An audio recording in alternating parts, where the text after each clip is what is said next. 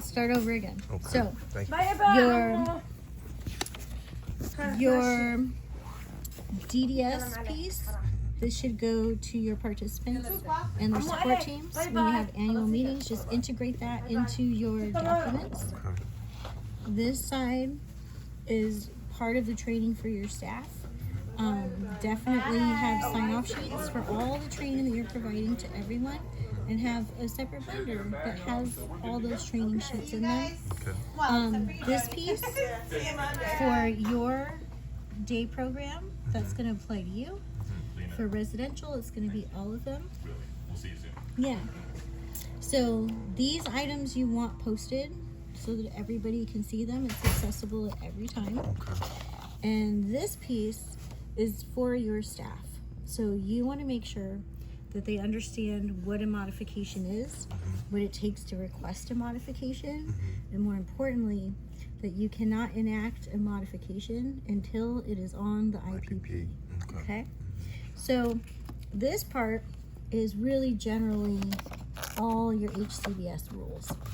And the Autistic Self-Advocacy Network makes documents designed to be in plain language.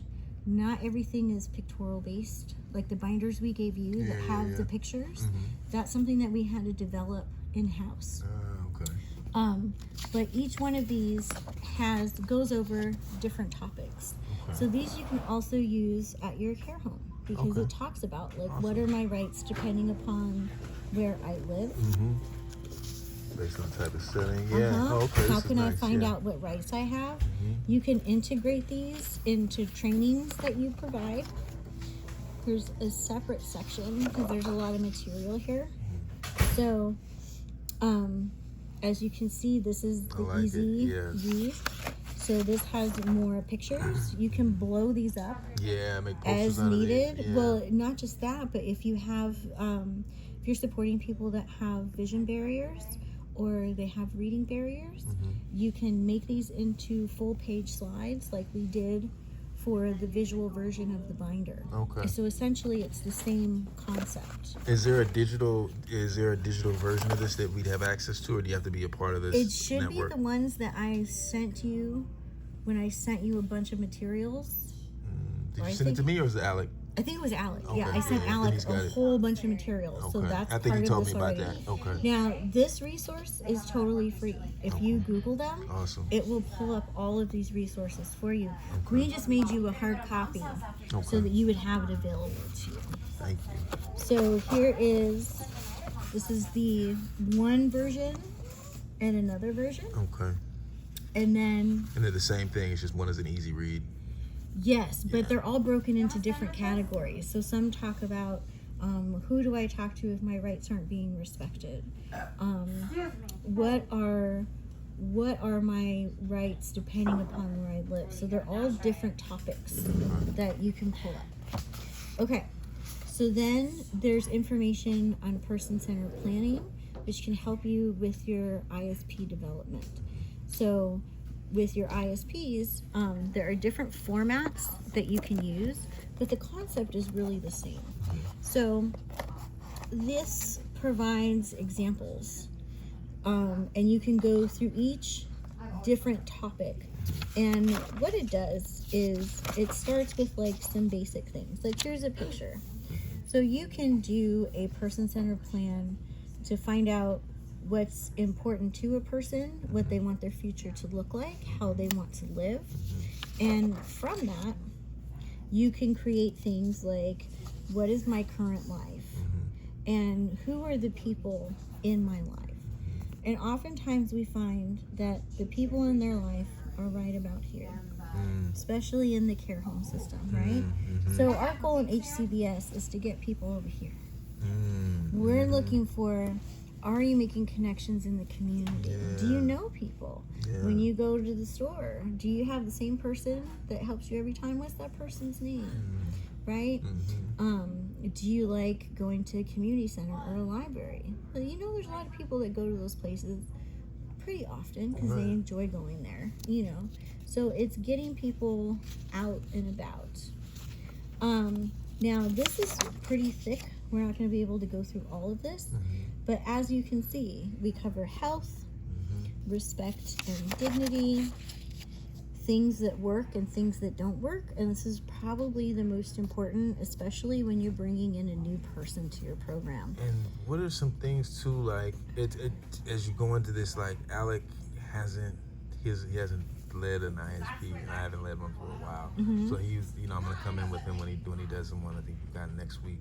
But what are some thoughts, some things that you want to share with him to be focusing on when doing the ISP? The focus is how much the person you're supporting is running the meeting rather than you talking. Love right? it, yeah. So the ratio. Yeah. One of the things that I do, no matter what type of barrier that person has, is I put them at the forefront of the beginning of the process. So we sit down and we talk about, okay, like these are the goals you had for this year. How do you think you did on those? What are some things that worked for you? What are some things that didn't work? Do you want to keep this goal? Do you want to change it? Or do you want to get rid of it altogether? And then we create a script somewhat. Sometimes it's just like crib notes, you know? And I say, okay, let's do a run through of your meeting. Who do you want to have at your meeting? Do you want support in sending out and setting up the email for that meeting? So rather than the regional center saying, oh, it's Sally's, annual month, we need to set up a meeting. Right. I like Sally the month before or the week before that birthday month to get support to send out that email and say, hey, I want to get my annual meeting scheduled, because that is the planning of that person's life. This is Sally's meeting. It's not my meeting. Right. It's not our meeting as the program to say, well, look at all these great things we've done. No, we're trying to support so that Sally is comfortable in saying, these are the things I'm enjoying in life. These are the things that aren't working for me. This is where I want help. This is where I don't want help. Right? That all comes out of this process. Being able to plan your life. Yeah. Exactly. And being able to make choices.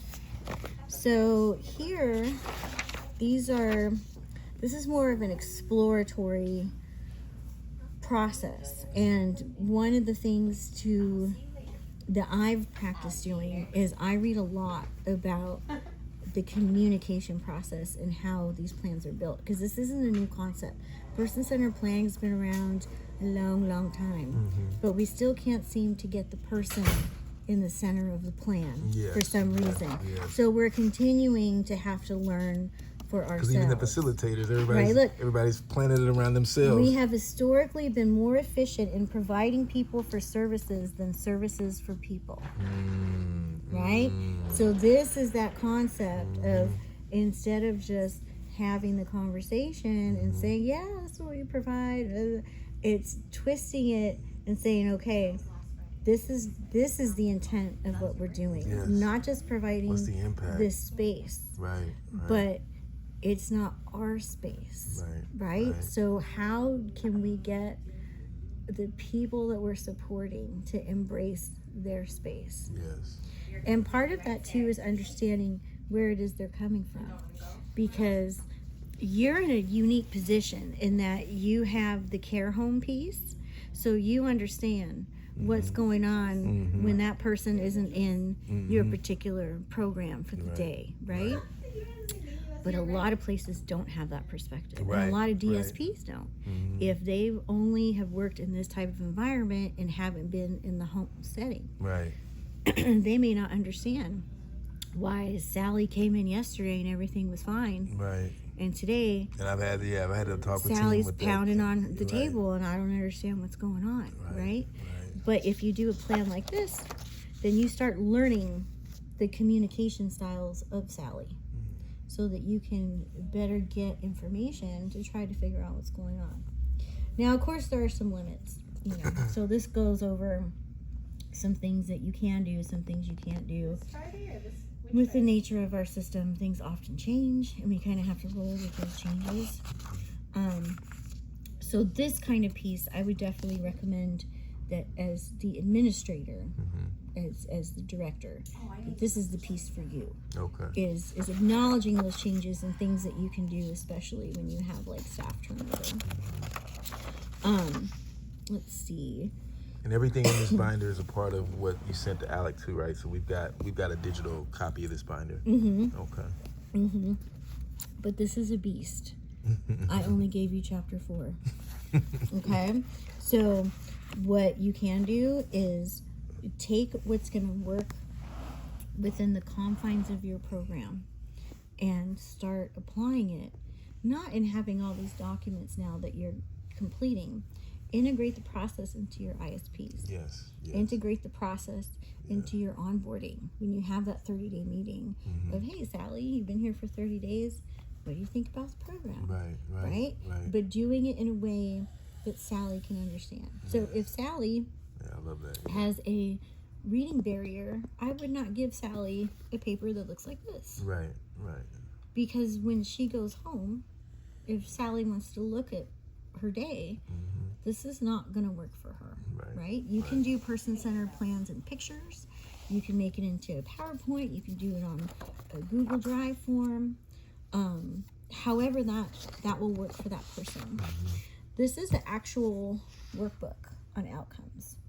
So this is something that your folks can work on with a trusted person, with somebody that they are compatible with staff-wise. But this goes over things like human security, right? So having choice, recognizing who's safe and who's not, right? Things in the community, different types of relationships, different types of goals that person has. And all these questions, you don't need a form for all this. And I think that's where people get hemmed up, because they say, well, the regional center says, we have to make sure we're following this HCBS. I have to make sure everything's documented. But the reality is, what we're talking about are human rights, right? These are things that you and I do regularly in our day when we get up and figure out what we're going to wear, what we're going to eat, how we're going to get to work.